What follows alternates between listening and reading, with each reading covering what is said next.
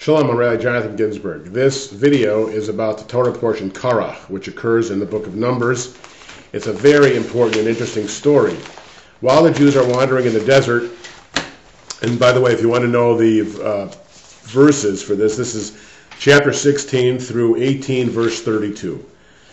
While they're wandering in the desert, an important member of the Israelite community named Korach starts a rebellion against Moses. Now, we had a kind of rebellion last week in Shalach Lecha with Miriam and Aaron complaining about who's Moses. Well, this week it goes to a new level where Korach actually starts a subordination. He challenges Moses' authority, and he gets a big group to be with him.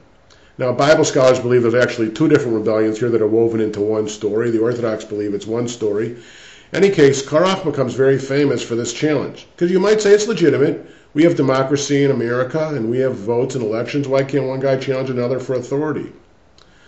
Problem is that this was a different experience. There was a board of directors, but the Torah is not a democracy in that way. God picked Moses to lead the Israelites out of Egypt. Moses was the leader. He took them out of Egypt, the hand of God.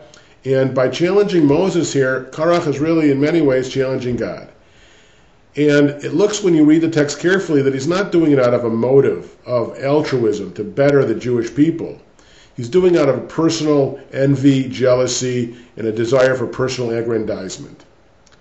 Now, what happens in the story is that he and all his followers are swallowed by an earthquake, which is fascinating.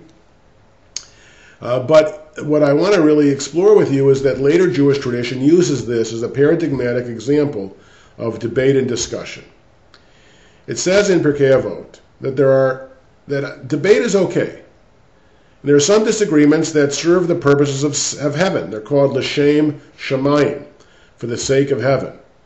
And such would be the disagreements between Hillel and Shammai in the Mishnah, where they disagree on most issues. And the rabbis discuss it and conclude what they conclude, trying to discern God's will. Do you put a mezuzah straight up or sideways? Well, we compromise, we split the difference.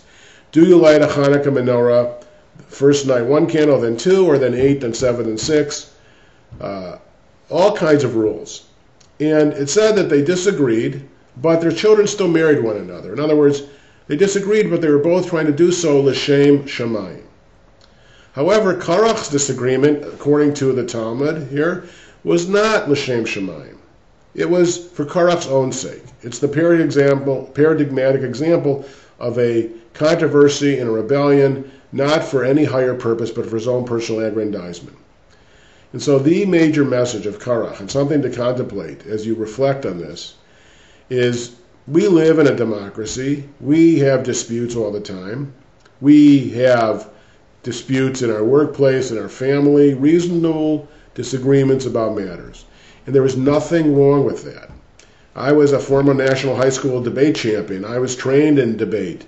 I think debate is one of the best ways to arrive at the truth or arrive at a better conclusion.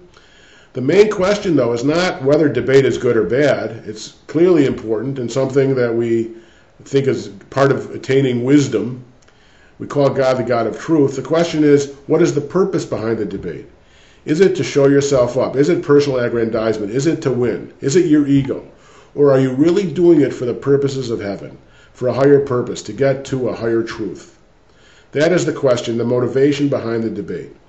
And certainly, all of the personal attacks that are common in discussion and debate are completely unnecessary and pointless and bad. One of my favorite expressions in this regard is that we should learn to disagree without being disagreeable. Focus on the issue, not on the person. Because really what's at stake here is divine truth, is wisdom. And so Korach reminds us of somebody who was out not to help, but simply for his own gain. And he ultimately got swallowed up by an earthquake. And according to Jewish tradition, if you stand on that spot where he was swallowed up, you hear a voice from underground saying that he was wrong and Moses and God were right. That's a little bit about this great story, Parshat Korach.